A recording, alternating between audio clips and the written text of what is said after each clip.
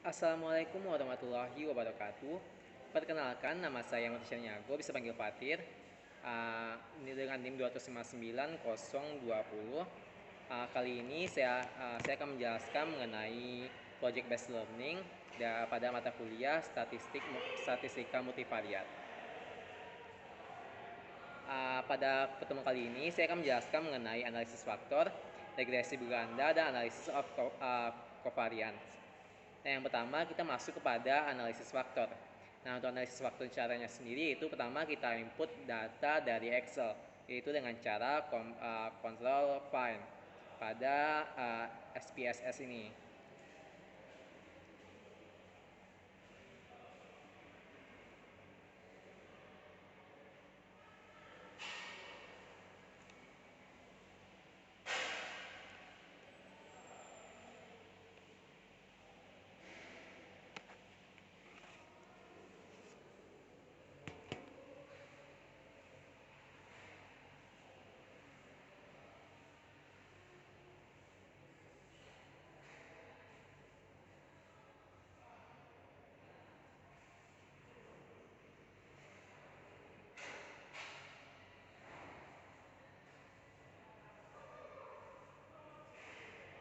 Apabila kita sudah melakukan control find, maka bisa kita lihat bahwasanya variabel data yang ada itu variabelnya masih belum memiliki identitas. Nah, caranya kita memberi identitas adalah dengan cara masuk ke variabel view, lalu kita beri nama masing-masing pada variabel tersebut. Nah, seperti yang pertama itu kita beri nama umur.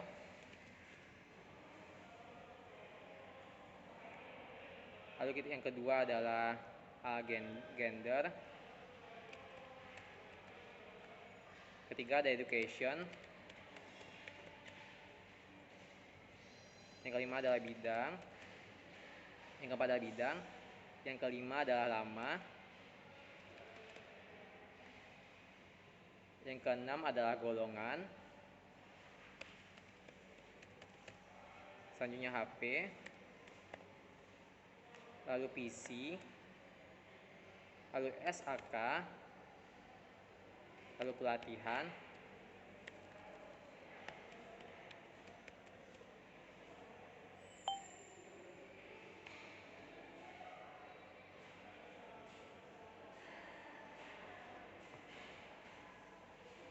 Selanjutnya adalah PE1.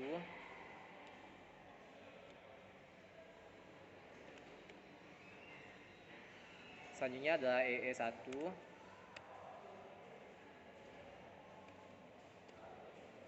Selanjutnya adalah ISE1. Selanjutnya adalah ANX1. Selanjutnya adalah SUC1. Selanjutnya adalah SOL1. Lanjut adalah pengalaman SAK.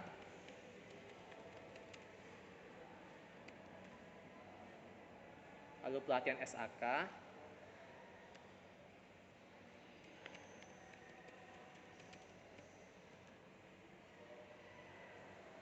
Selanjutnya adalah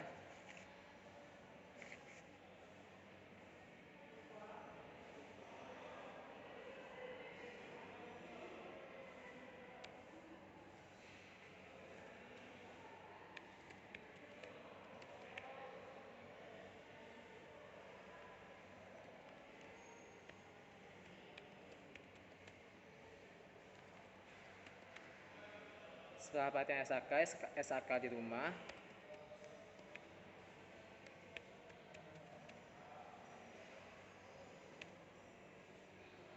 Selanjutnya adalah SAK di kantor. Nah, yang terakhir adalah frekuensi.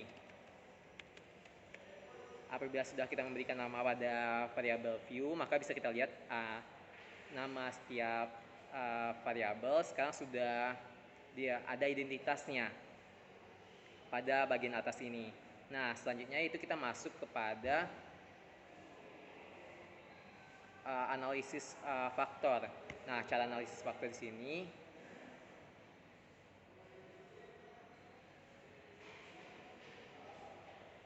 caranya adalah tekan menu analisis, lalu pilih dimension reductions, lalu kita pilih faktor.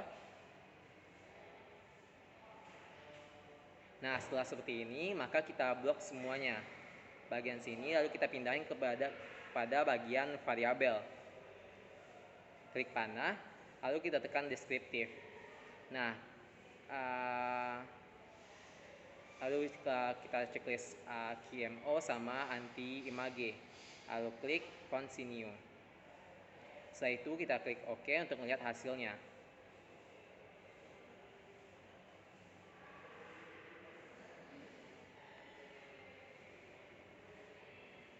Nah, untuk materi selanjutnya itu kita masuk kepada regresi berganda. Nah, caranya adalah kita klik file,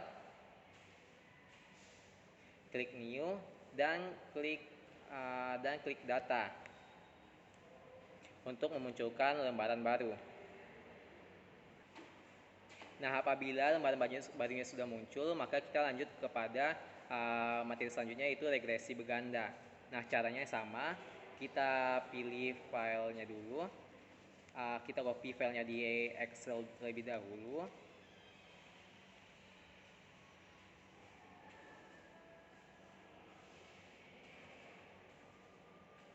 Nah, di sini juga masih belum ada nama atau identitas pada variabelnya. Caranya adalah kita masuk ke variabel view, lalu masuk EKS, HRG,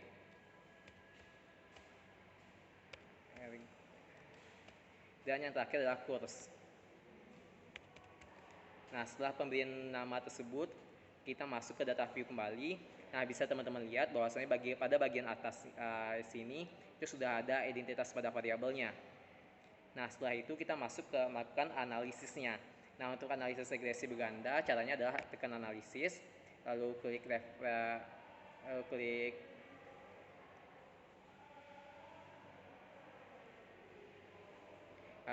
klik regression, lalu klik linear. Nah, apabila sudah dapat seperti ini, maka saatnya kita melakukan pemindahan. Nah, untuk EKS sendiri itu kita masukkan kepada variabel dependen. Nah, sedangkan untuk kurs dan harga sendiri itu kita masukkan kepada variabel independence. Nah, setelah variabel independence, klik OK, maka kita dapat menguji kelayakan modelnya saja, tidak termasuk uji asumsi klasiknya. Sedangkan apabila kita ingin melakukan uji asumsi klasik, itu dapat dilakukan dengan beberapa cara. Nah, untuk lihat hasil dari kelayakan modelnya, kita tekan OK, maka akan muncul hasil tersebut. Mungkin di Zoom nggak keluar hasilnya, tapi saya bacakan. Itu ada variabel npet, ada model summary, dan lain-lainnya. Nah, setelah seperti ini, kita lanjut kepada setelah kita menyelesaikan regresi berganda, kita lanjut kepada analysis of covariance. Nah, caranya juga sama. Yang pertama adalah kita masuk ke file, lalu new, dan data untuk mendapatkan lembaran kerja baru nantinya. Nah, apabila sudah muncul lembar kerja baru, kita lanjut melakukan analysis of covariance. Nah, caranya juga sama. Yang pertama adalah kita ambil data di Excel, yaitu kita copy data di Excel terlebih dahulu.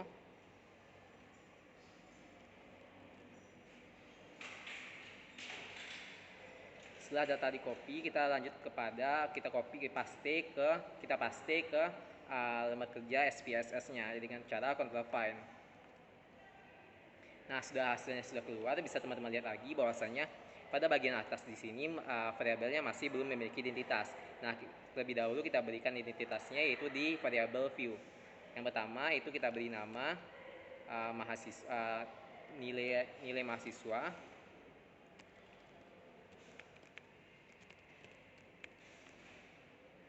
Yang kedua kita beri nama IQ. Yang ketiga kita beri nama dosen. Setelah pemberian nama tersebut, kita masuk ke data view kembali. Nah, teman-teman bisa lihat bahwasanya pada bagian atas ini sudah berubah, sudah ada identitasnya. Nah, kita lanjut kepada melakukan analisis untuk analisis covariance dengan cara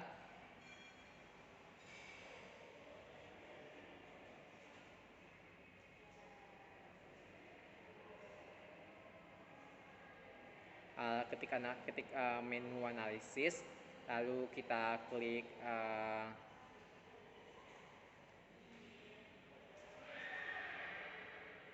general linear model, lalu kita klik univariates. Nah, untuk saatnya itu kita langsung kita kelompokkan mana nilai mahasiswa kita masukkan kepada dependent variable.